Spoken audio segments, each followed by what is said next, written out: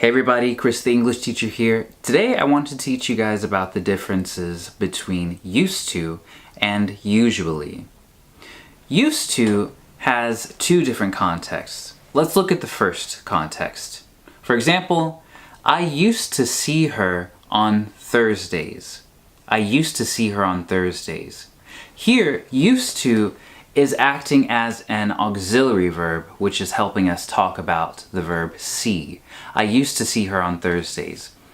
Also, it is talking about an action from the past that is not happening now in the present. It's actually a habit from the past. So if I say I used to see her on Thursdays, do I see her now? No, I don't see her now.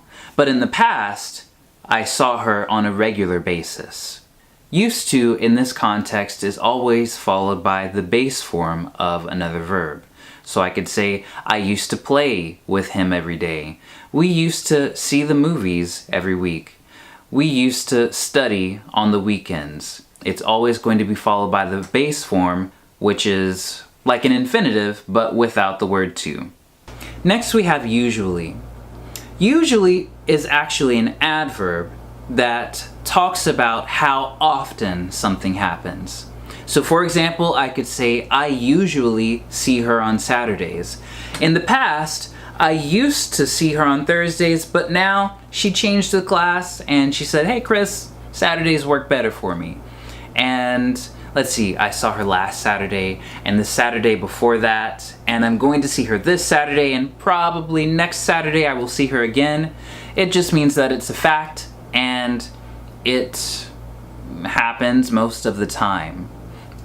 So here you just have to remember to use the simple present tense. Most of the time we use it with the simple present tense. So I would say, I usually go out on Friday nights. Or they usually come to class late. So you just have to make sure that you add s where you need it for he, she, and it.